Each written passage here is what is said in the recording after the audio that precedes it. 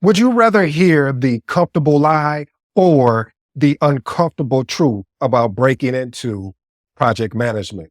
What's stopping you from becoming a project manager? Let me guess. Lack of experience, imposter syndrome, and most of all, fear that you're not qualified. If I had to start over with zero experience, no college degree, here's exactly, and I do mean exactly what I would do to break into this thing that I love, that I hope you fall in love with, called project management. Family, today's episode is no fluff, no gatekeeping, just the raw, honest God truth. Are you ready for it or wait? Are you willing to do what most won't do to land the career that you said that you want without a college degree? Point number one, develop a project management mindset. Project management is about owning responsibility, thinking strategically, and solving problems proactively. A PM needs to be organized, adaptable, and most of all, a strong communicator. Potential challenges. I get it. You're going to feel like an imposter. Yes, you will, because you don't have formal education. Then you're going to struggle with uncertainty and the ambiguity in projects. Then you may even find it difficult to hold people accountable. Well, here's my actionable tips. Start owning responsibility for projects in your current role, even if they're informal. Practice your problem solving, risk assessment in your daily work. Hey, pick up my book, The Magnetic Project Manager. Also, the book that I gave away for free, the ebook about the secrets to success project for project managers. I also created a paperback and ebook that's coming to a Amazon location near you. But seriously, it will be online really soon because I really went back after reading it and added some more information. And I want to see you succeed and have every success possible to you.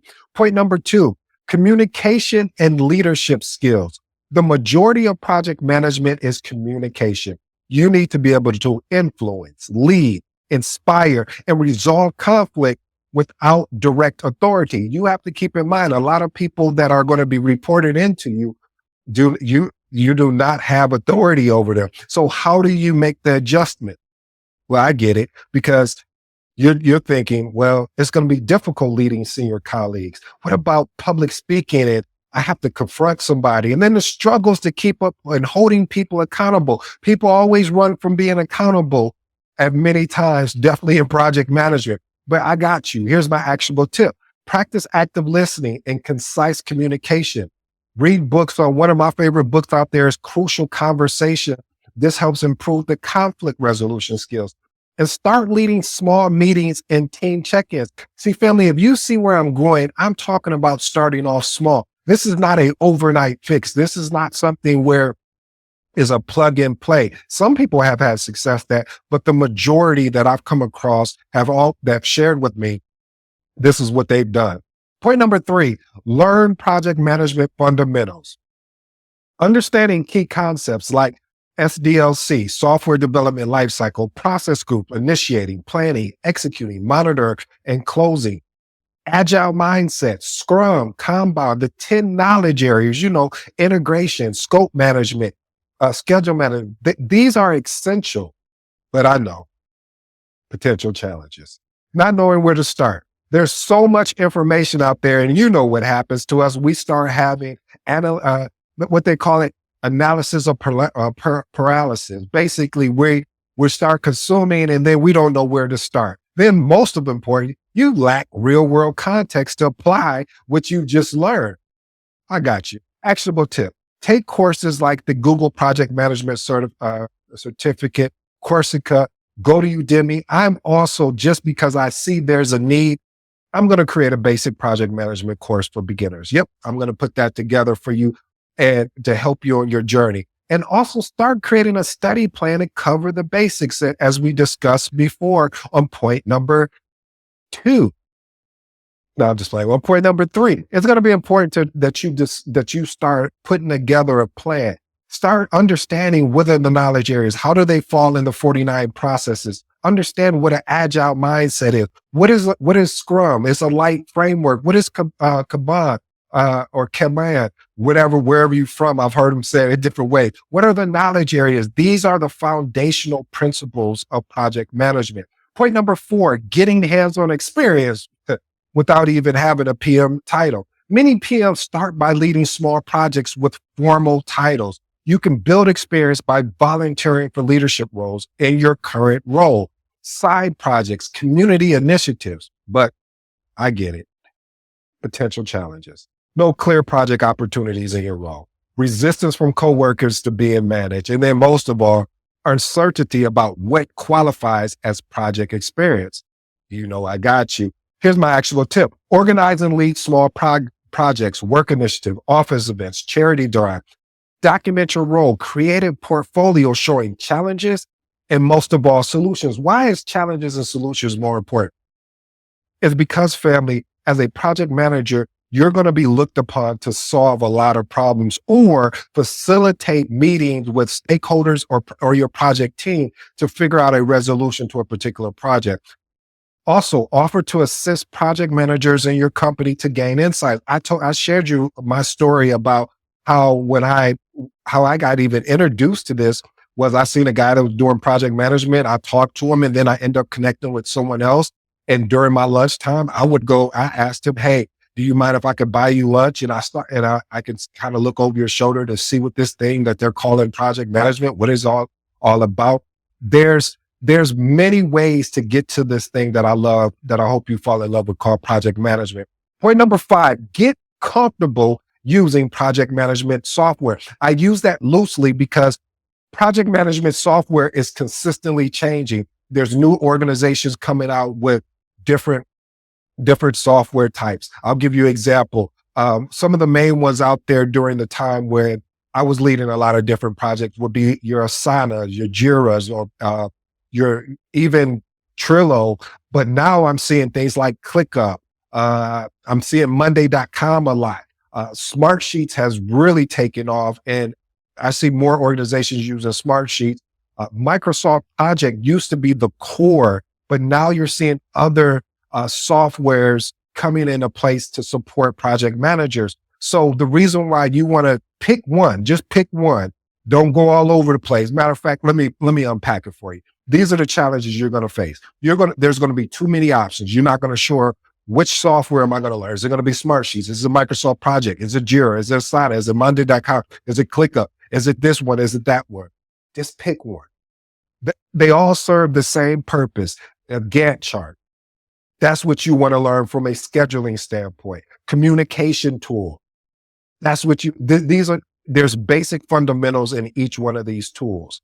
No hands-on experience with software. I get it. Resistant to adopting tools in a non-PM role. I get it. You're like, what? So either you're asking me, I'm already working a job. I'm already working a 9 to 5. And now you're asking me to go and learn a new PM role. Like I said at the beginning of today's episode, this is not for everybody, but these are for my hungry ones. These are for the ones that are very obsessed about breaking into this thing called project management. Here's my actionable tip. Sign up for free versions of these PM tools and create sample projects. Watch tutorials on YouTube or LinkedIn Learning. Practice tracking and managing personal or small work projects in these tools. Point number 6, learn to work with stakeholders. Oh my goodness. As a PM, we must identify. We also must engage. We also must manage stakeholders, your clients, executives, other people that are privy to the project. Because while you balancing your project team's commitments, you're also balancing the commitments, the commitment of theirs as well. So there's going to be a problem here. Let me tell you what the problem is going to be. Stakeholders are going to be conflicting with demands. One day they're going to want it one way. The next day they're going to make it want it a different way. Then there's going to be difficulty in gaining trust without authority. They're going to look at you like, you don't have that much project management experience. Why should I listen to you? You don't even know what a Gantt chart is, or you don't know how to use a Gantt chart. This is how you should be doing project management. Then there's going to be about managing expectations while maintaining the project goal. But I got you. Here's my actionable tip. Identify stakeholders in your current job or project and document their interests. Learn stakeholder engagement techniques like influence mapping, communication planning, creating a stakeholder register. And my last and final one, practice clear professional communication in emails in meetings. How can you do that? Well, you do it at your current role. I don't care if you're working in customer service or you're working, I don't care what the role is. Take what happened today and see how you can articulate in an email how that day was. Point number 7, get certified even if you don't have a degree. See, certifications validate your knowledge and skills and help you stand out when applying for PM jobs. The key word here, though, family, because I told you there was no fluff. The key word here is knowledge, not real world experience. I'll say that again. The key word here is knowledge, not real world experience. We talk about getting real world experience in point number 4. So it's important to look at those, like I said, community events, asking your manager, can you assist someone to take on that particular role? But I know you're going to have potential challenges. You're going to say, well, yeah, that sounds good, ED, but which certification should I pursue? And what's the cost of the certification exams? And matter of fact, I work a full-time job. How am I going to study while working a full-time job? Again, this is not for everybody, but for my ones that are hungry, I got you. Start with the Google Project Management certification. It is affordable. It's beginner friendly. One of my favorite certifications is the CAPM, Certified Associate in Project Management.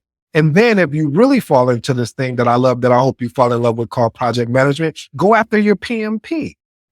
And also another certification you can go after is get your CSM, Certified Scrum Master, or your PSM. These are certifications, the CSM, the PSM, the CAP, or even going after a Google Project Management certification. For the CSM, it gives you a really great foundation, even to a mid-tier understanding about Scrum. CAPM is a great foundation to really understanding from a knowledge base from beginning to end about a project. And then the Google Project Management certification, again, is one of those good certifications. I remember one time when I talked about that, I said, hey, if the Google Project Management certification worth it? And somebody was like, well, you haven't taken it, so how are you going to tell me? You know what? I said, that's going to be on my, I guess, my product backlog of to actually take the Google Project Management certification so I can give you real world experience. I know it's good based on what I've heard, but I'd rather go ahead and take it so I can give you guys real factual feedback. Point number 8, build a portfolio of real world projects. By the way, family, if you made it this far, I have a secret, I call it my secret sauce. You know, McDonald's have their secret sauce on the Big Mac.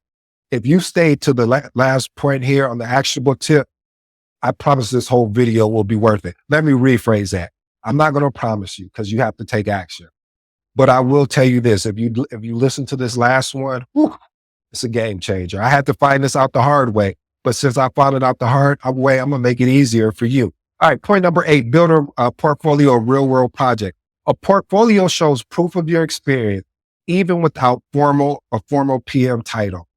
Potential challenges, unsure what to include, lack of real world PM experience. And then of course, difficulty presenting at your work professionally. I know what you're thinking. He got us. You're right. I do got you. Actionable tip. Document projects you've led or contribute to, workplace, personal, or volunteering. Create a case study format. Here's the breakdown. Problem, action, and what was the outcome. Publish your portfolio on LinkedIn or personal website. And my last and final one, the secret sauce, or I should call it almost like the Big Mac. Create a podcast or YouTube channel documenting your journey. Let me explain why. When you create a podcast or a YouTube channel, what it does for you is give you content of seeing your journey. And if someone says, hey, are you published? Or, hey, what was your journey to getting here? Hey, go listen to John making the transition into project management. To upload a podcast nowadays is so easy. They made it so simplified, so streamlined. And then of course, YouTube, you're on here now, hopefully listening to me, or you're on my podcast listening to me. This is exactly what I've done. Many people won't tell you exactly what they've done. They give you a very high level, and then you're lost because now you're trying to figure out, should I do this? I just gave you the blueprint. This last one, if you made it this far, you are one of the real ones. Matter of fact, If you made it this far, send me a comment, send me a message and let me know you've made it this far and this last point was impactful. Here's my final advice, and I need you to take action today. I'll give you maybe an hour to think it over, but I need you to move forward because I already know what you're saying. Well, ED, you have the degree, you have the credential. This is what you're probably saying, and you're right. But if I would have had this information, I would have taken a different path because even though I had all these degrees and credentials, I still had to learn what success in real world project management looked like. And success in real world project management comes from learning, applying what I learned, and then adapting continuously. If you had a degree, yeah, you could have skipped a couple of these steps, but you still would have needed experience. You still would have needed the skills. And most of all, you would have needed the confidence to be able to push through the potential challenges that you will be up against. Fear of failure, of rejection, feeling overwhelmed by, when you start leading a project, self-doubt about even being what they call qualified. And then the last and final one, challenging and dealing with imposter syndrome because most project managers won't have the courage to tell you, I've dealt with imposter syndrome because I felt like, hey, I don't have what this other project manager, how am I going to, and you start going down a trail where it is not healthy for your self-confidence. It's not healthy for what you could and can become. So here's my actionable tip. Start managing projects today. I don't care how small they are. Join the Magnetic Project Management community for support. Pick up this book. Also pick up the new book that'll be coming out in a couple of weeks. I'll let you guys know because this is all foundational principle information. Apply for jobs even if you don't meet the 100% of requirements, because what's going to allow you to do, they may take a shot on you and give you an interview, and now you can at least understand what the questions are, what you may need to work on. Well, family, I go by the name of ED. For all you smart and intelligent folks out there, hey, listen, that just simply means Ed. Until next time.